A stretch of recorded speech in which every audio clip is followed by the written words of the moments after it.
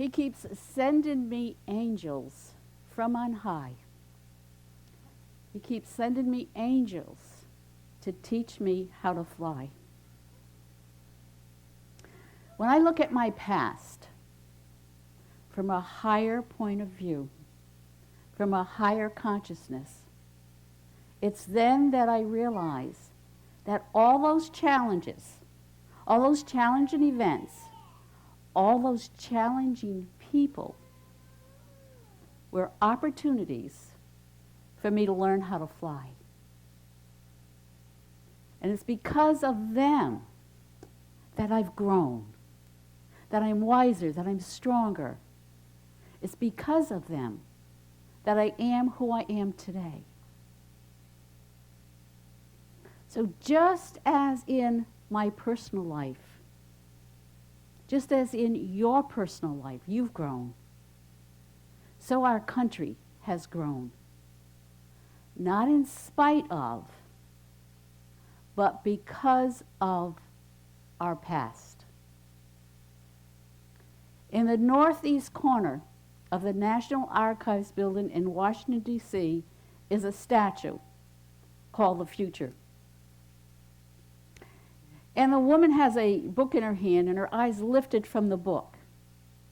And the statue signifies anticipation of the future. And inscribed on it is the words, "What is past is prologue." What has happened before, what has happened before today, before this event, has brought us to this present moment, to this present day. And in Romans 15:4, Scripture reads, "For whatever was written in earlier times was written for our instructions, so that through perseverance we might have hope." The past is there to guide us, to teach us. So how many of you celebrated this 4th of July weekend with fireworks? Maybe you went to some, or you had some. They were all around my house last night. They were till after midnight. And I found an article in the hometown newspaper, you know, that little one that gets thrown in your driveway, and it was entitled, "Local Kids Pound Their Patriotism." So they asked one 5-year-old, "Who are the founding fathers?" And he said, "Daddy's friends who have kids." They asked another 5-year-old, "What are fireworks made of?" And she answered, "Fire and melted crayons." But my favorite one comes from a 3-year-old who was asked, "What does independence mean?"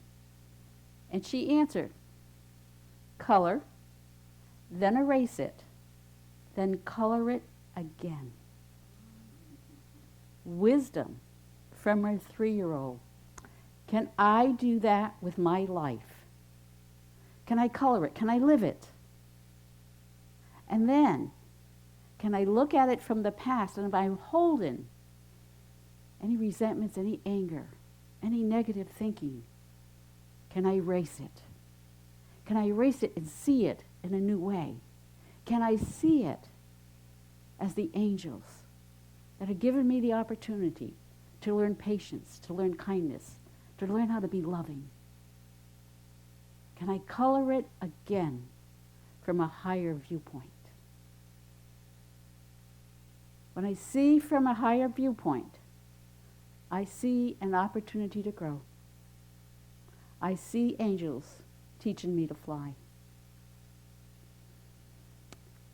Our Declaration of Independence reads, "When in the course of human events it becomes necessary for one people to dissolve the political bands which have connected them with another, and to assume among the powers of the earth the separate and equal station to which the laws of nature and of nature's God entitle them, a decent respect to the opinions of mankind requires that they should declare the cause which impel them to the separation.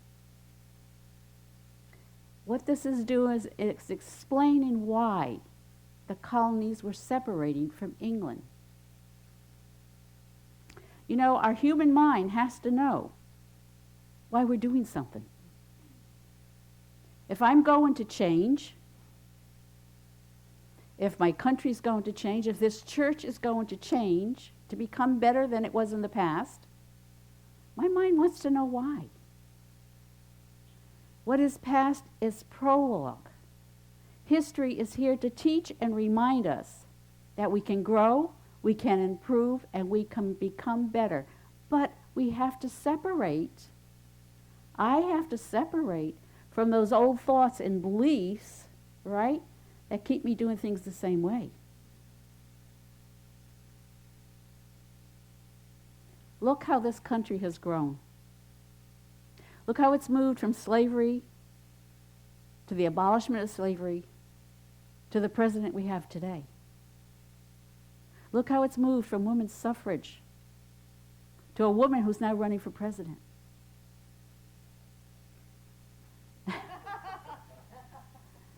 And look how it's moved from the Wright brothers to our space travel today. Last Sunday, right here in service, we felt the rocket lift off. We felt the building shudder. And it was after service that we had learned that it had blown up. And I got an email from Ron. Ron used to work at the Space Center, now he volunteers out there. And I asked him if it was okay to take some Earth excerpts from it. And this is what he wrote. I was blessed to watch the launch with Center Director and former astronaut Bob Cabana. Standing about 15 feet behind us was the second man to walk on the moon, Buzz Aldrin. I love this. Buzz is getting older. Seems I am too. But it was an honor to be at the viewing site. It was a beautiful launch. Conditions were just right as the rocket lifted off. The rocket passed in front of the sun, and just after it emerged, there were puffs, and I couldn't see it anymore. My mind didn't grasp right away that something was wrong. Space is tough. We must be resilient. We are resilient. It's not the first time there has been a failure. We must and will continue. Thank you, Ron. NASA will learn and grow and will become better because of last week's explosion. NASA's history, our country's history, our personal history serves as building blocks for the present and beyond. Past events do not dictate the future. My actions right now determine my future. So this 4th of July, people united together across the country in celebration of freedom. It didn't matter race, color, religion, sex, national origin. For this day we celebrate as one people under one flag. The Declaration of Independence goes on to say, we hold these truths to be self-evident, that all men are created equal, that all people are created equal, that they are endowed by their Creator with their certain unalienable rights, that among these are life, liberty, and the pursuit of happiness. So what does life, liberty, and the pursuit of happiness mean to you? What does it mean in your personal life, in your family's life, in your loved one's life? Does it mean an opportunity to a new way of thinking? Does it mean freedom and unlimited possibilities for you and for this country? Declaration goes on that whenever any form of government becomes destructive of these ends, it is the right of the people to alter or abolish it. and to institute a new government laying its foundation on such principles. The real government that we live in is very close. It's inside our head.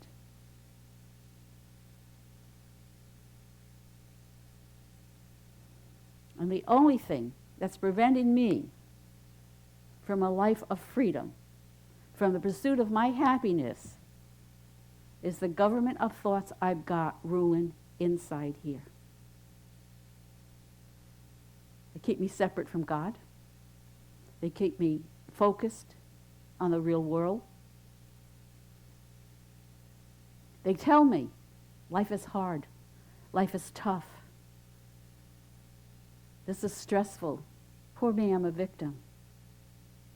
But that's not who we are as a child of God. There's so much more than that. So ask yourself this question this 4th of July weekend. Am I consenting to unhappiness under the dictatorship of the fears and anxieties in my head? Who is dictating your life? You know, it's great to come to church. It's great to have prayer time, to spend our one-on-one time with God. And then what happens? What happens when we leave church? What happens when we get out of our prayer time? Is God ruling? Or is that government of fearful thoughts ruling? All those resentment, all those hurt feelings. I was treated badly. I was betrayed. I was cheated on. I can't trust anyone. That's not who we are as a child of God. That's not the spiritual side of us. That's our ego. That's our human side, forgetting who we are. True freedom doesn't come from being in different circumstances. Life happens. It doesn't come with living with different people or a different person, no matter how upset you get with that person. It doesn't come from moving to a different place. We can't get away from that government that's ruling in our head. We take it wherever we are.